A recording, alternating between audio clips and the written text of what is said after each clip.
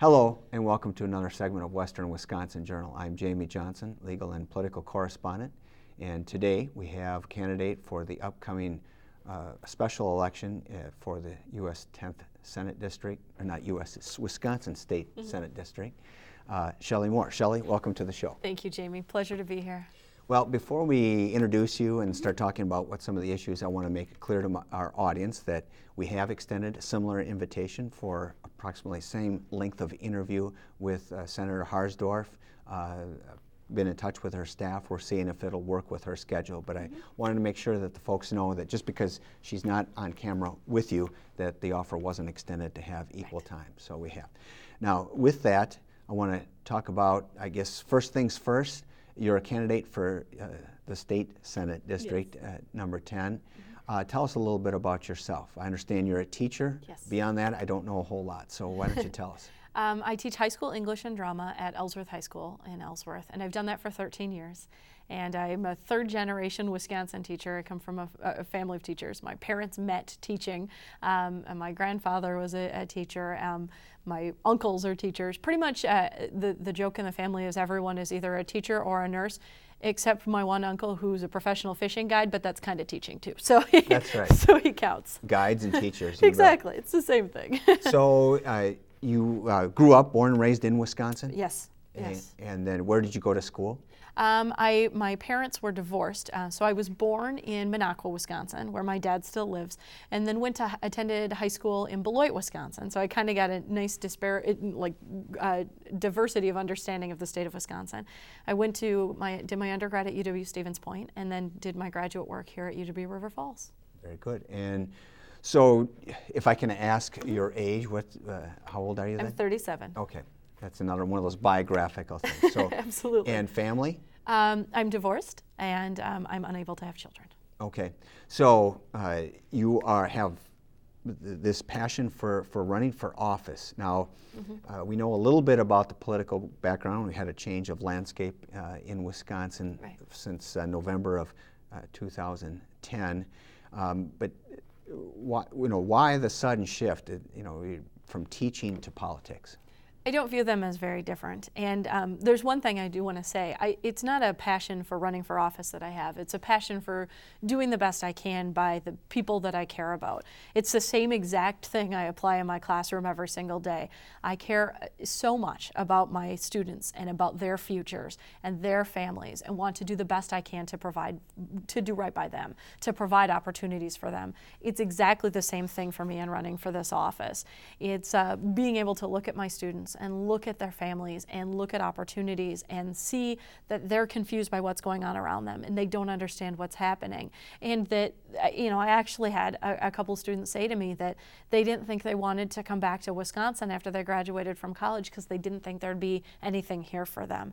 I love this state too much to stand by and watch that happen. And I guess the way I always see it is, it's my way to provide opportunities for those students. And whatever I can do, I'm really just asking for a bigger classroom. That's all I'm asking for. Well, tell me, your current classroom, what subjects or grades do you teach? I teach high school English and drama, so 9 through 12, English, and then introductory acting. I put on the musical every year. So. Okay. Well, we had the action by the legislature. I think it passed in the Assembly and then went over to the Senate. We had the Democratic senators leave the state to try and prevent there being a quorum to be able to vote on the budget repair bill, which was for the budget of 2010, 2011, actually 09 to 2011. That biennium ends in July, correct? Yes. And then we have the new budget that's supposed to start from July 11 to go to 2013. That they're working on now, yes. Okay. And then we have, of course, this ruling just came out last week. About the time that we were setting up this program, actually, the court has come out and indicated that it was striking down the law. There's obviously going to be an appeal. Yes. So what role did that action by the legislature, particularly, and it wasn't necessarily geared to teachers, but it was public employees minus the police officers and the firefighters, correct? And so it was to have those public workers contributing to their retirement and to their medical costs. Is that something that you oppose? Well, it's an interesting question. The piece of legislation we're talking about that Judge Sumis ruled out of order had a lot more in it than just the specific financial contribution. In my particular school district, my personal position, the union worked together to negotiate a contract that does have us actually paying those percentages. And so in a lot of ways, the ruling would seem irrelevant. The biggest thing for me that comes out of the ruling is it really is indicative of what's going on in the state. I think most people really just want a government that they can trust. They want to be able to provide for their families, to raise their kids and spend time with their grandkids. They want to be able to garden or go hunting or whatever else their hobbies are. And they want to be able to do it knowing that they've got someone looking out for their best interests. And I think what ended up happening, and I think what that piece of legislation was indicative of, is that people were that the elected representatives, the elected officials currently working in Madison, weren't looking out for their best interest. In fact, to such an extent that they were willing to rush through a piece of legislation at the last minute without following our very strong open meetings laws. That to me is the bottom line. Really, not regardless of all the things contained within the law, the mere fact that they rushed through a piece of legislation in such an egregious way that a judge has now struck it down on that basis alone says to me that people were not doing right by the people of Senate District 10 and not looking out for those working families and seniors that just want someone they can trust looking out for the best interests. I have not read the judge's decision myself. I've read the summary of the decision and the newspaper articles about it. But it does appear that the timing and the fair notice were issues that played a strong role in her striking down the legislation and may or may not play a role in the Court of Appeals ruling. Right. But let's put the timing aside and the procedure aside. Just go to the substance of what the legislatures were trying to do, and which had the full support of Governor Walker. Obviously, he would sign it if it had gotten to, well, he did sign it when it got to him. It's one thing to say that we're going to have workers contribute, just like the private sector does, contribute to their pensions and to their health care costs. The legislation then went the next step and struck down collective bargaining rights. Now, those on the side in favor of that legislation said it was an absolute necessary procedure, not so much for the repair of the current budget, but for the preparations for the next budget. And that is the fear being that roughly 8% of incomes that were going to be cut for those districts, unlike your district, that had not negotiated those partial payments by the employees themselves, but that the unions would turn around and just go back to the bargaining tables and get that 8% back in increased wages and so forth. And by taking away the public collective bargaining rights, this put the taxpayers at the table to be able to prevent that from happening. And it was a needed measure, according to Governor Walker, to prevent property taxes from skyrocketing. What do you say in response to that? First of all, public workers are taxpayers. So these people are, in fact, contributing to what's going on around them and have a huge interest in making sure that our infrastructure, our schools, and our state are flourishing. And so consistently, if we're to look at, for example, since 1993, what public workers have taken in under, for example, the QEO and the revenue caps that affected school districts, if we look at what the actual rate of pay increase was for public workers, we would see that compared to the rate of inflation, our public workers have actually lost wages, and because what they've done is sacrificed in return for certain benefits. It's really stuff they've actually already paid for. The bottom line for me is we know contracts are complicated. Contracts are very complicated things. There are people who have these contracts that don't even necessarily understand all the nuts and bolts of it. When you talk about collective bargaining, what you're talking about is two people sitting down at a table, like you and I are right now, having a conversation and trying to find out what issues you can agree on or disagree on, trying to find some commonality. The biggest thing for some people, employees in my school district, the reason you give in on some things and take on other things, it comes down to stuff like we wanted to make sure we had guaranteed prep time so that we had time to prepare for our classes. This is the kind of thing. So we're willing to take a cut in pay to make sure that we have that time to prepare for our classrooms. What I don't think people fully grasp is when we talk about collective bargaining, we're not talking about money. We're not talking about benefits. We're talking about two people sitting down across from a table, respecting each other enough to lay out all of the facts and say, this is what I need and this is what I need, and coming to an agreement together. And collective bargaining has worked very well for Wisconsin. Since 1959, we are the first state to have a statewide collective bargaining law, a collective bargaining law that was passed by Republicans. Why? Because they knew it was the right thing to do to make sure that they could not have strikes, but also guarantee safe working conditions for their workers. We are a state that has consistently been a place that really provided for its workers, and as a net result, those workers provided for their communities through volunteer time and through supporting their local businesses. When you hurt them, you hurt the local businesses. It's a spiral.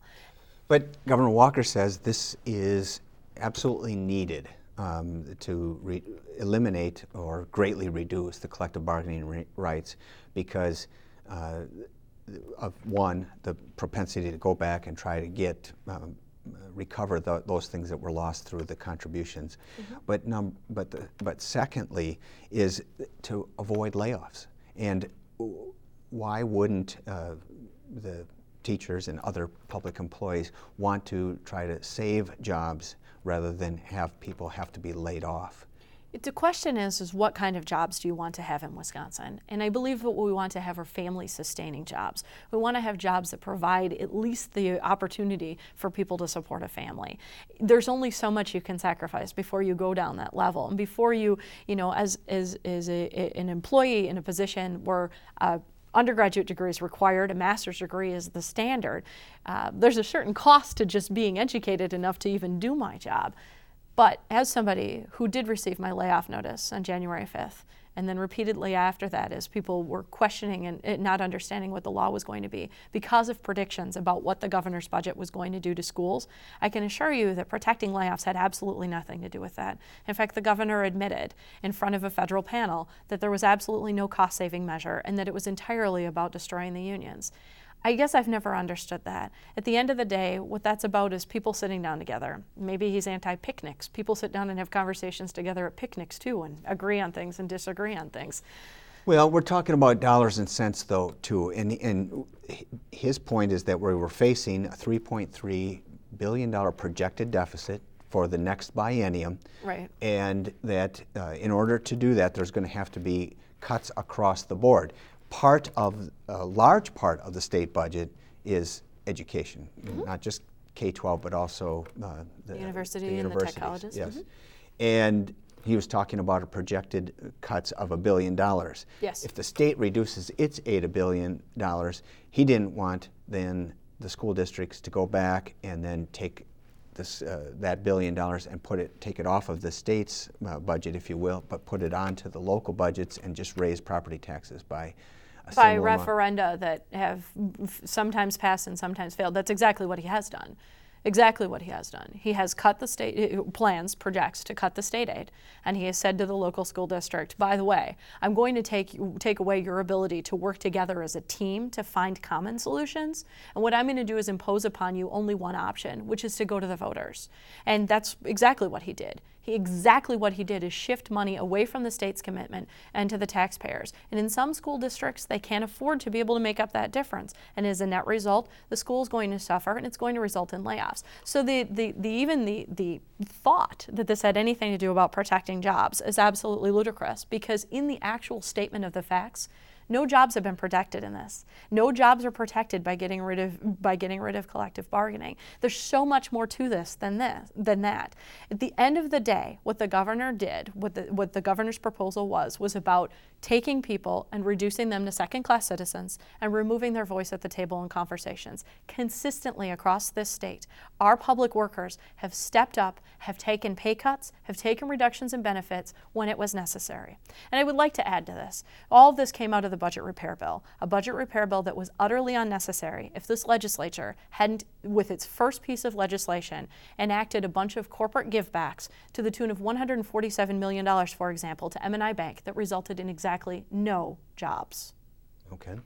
Well, that's one of the governor's themes is Wisconsin open for business, and he cites a recent survey saying how since late 2010, where we were ranked 41st among the states for being open for business, if you will, business friendly, to now we're in the top 20 or 23rd or something. Well, that particular survey that you're citing is from Chief Executive Officer magazine. And I would argue that absolutely, the chief executive officers of some of our biggest Fortune 500 companies, the best place for business for them would be a place that's got great infrastructure, where the employees are highly educated, they work for nothing, and the corporation pays no taxes. That's a perfect business climate. But it's not a perfect worker climate. Our goal in Wisconsin needs to create a balance. Our goal should not be to be first on that survey. Our goal should be to be towards the middle, or to put our priorities to our workers and to our students and to our future. You can't have a state where people aren't paid, and then you're going to have absolutely no small businesses. I would look to similar surveys that project exactly the opposite in regards to small businesses, regards to places that are good to find jobs. Illinois, which ranked last on that list, ranks first in a place for employees to go work. The goal is a balance. It's not about being all about chief executive officers. Okay, well, you have a $3.3 billion projected deficit. Now, I understand that those numbers have changed somewhat because the economy is improving, and so now I think $650 billion million has been greater projected in revenues. So now we're dealing with a number that's maybe closer to 2.6 billion. But if we don't save that billion or projected billion in cuts in education, where would you save it then if you wouldn't cut there? It's an interesting question. I think that there needs to be shared sacrifice in a lot of different ways, and that's why I was more than willing to agree to take the $500 a month pay cut that I would be taking in my school district next year. But when it comes to shared sacrifice, that also means looking at shared responsibility. The first thing that we need to do, we're right on the border. We know what's going on in Minnesota all the time. Minnesota engages in a tax incident study every single year. They look at where their tax income comes from. They look at the clientele that's paying into those particular tax structures based on personal economics, corporate economics, whatever it may be. And they really do a nonpartisan evaluation of it. We have not done a similar study since 2004. So step number one is to look at it. I think there's a redistribution of taxes that could be done in this state that would not only save the things that we need most to build a sustainable future, but would also guarantee that we don't need to raise taxes on the lowest income people, and we don't need to raise taxes even on the lower 99% of the people in the state of Wisconsin. A study about a month ago came out that said that 2/3 of Wisconsin's corporations paid no corporate income tax because apparently they had no income. It seems to me that a careful examination of those tax credits is highly necessary. I don't think I would run a corporation for very long if I didn't make any income. So something is run amok there. There is money available. We certainly can find it. It really is a matter of prioritizing the working families and seniors of the Senate district and the working families and seniors of Wisconsin, and it can be done. Well, what else do you see? We still have a couple more minutes yet. What else do you see as issues for this election, which, by the way, we don't know a date yet. Right. That's how recent all of these developments have been. So exactly. We assume it's going to be in July sometime. We assume July 12th, yes. That's the projected date for it. Which would be the second Tuesday after 4th of July. Yes. Okay, so here's your opportunity. What other issues, when you're given the opportunity to talk about them, do you talk about? It's an interesting question. There are so many issues affecting this particular race. At any point in time, I will talk to people about a bunch of different things that are disconcerting to them. Obviously, as we look at the environment, we look at our protections in the environment, making sure that the clean water, the issue with clean water, removing a standard for municipalities to maintain clean water is an issue. At the same time, our municipalities are now under potential restrictions with allowing them to be able to do what they've been elected to do. And we need to allow them to do that and also maintain a level of safety for the citizens of those communities. And then secondarily, in regard to the environment, the issue of phosphorus, particularly over in the area, in the Menominee area, as the mines, as we continue to have a problem with phosphorus in those lakes, the toxic levels of algae that build in the later summer. These are things that can be dealt with and can be dealt with very easily, and we need to just make sure that those are priorities. Isn't this kind of going back to Governor Walker's theme, though, being open for business? And when you start putting regulation on whether it's phosphorus or other things in the drinking water and in water, you're putting just restrictions on business and making it more costly to do business in Wisconsin? A friend of mine would say to you, the virus in your glass of water is the free market at work. I don't think that you can play business with people's health and safety, and I don't think we can do that with the beautiful state of Wisconsin. It's very important to me that we protect our hunting and fishing and recreation lands. It's what's on the back of our license plate, after all. We need to make sure that we're keeping that safe. And it seems to me that there's no reason you can't create a balance. I have a good friend who works as one of the heads of one of the mines up in the Iron Range in Minnesota, and we continue to have this conversation about the balance. And what he says is our goal ultimately is to make sure that we're protecting it, because those people, the people in that particular instance, live in those communities. If we make sure that the businesses that we have coming in are invested in our communities, it will be a priority to them as well to maintain that. I don't think any executive of any mine wants their child swimming in a phosphorus-filled lake. So let's make sure that they understand what it's like to live and play at that lake. Let's make them citizens of Wisconsin too. Okay. Well, we're talking with Shelly Moore, who's candidate for the state senate.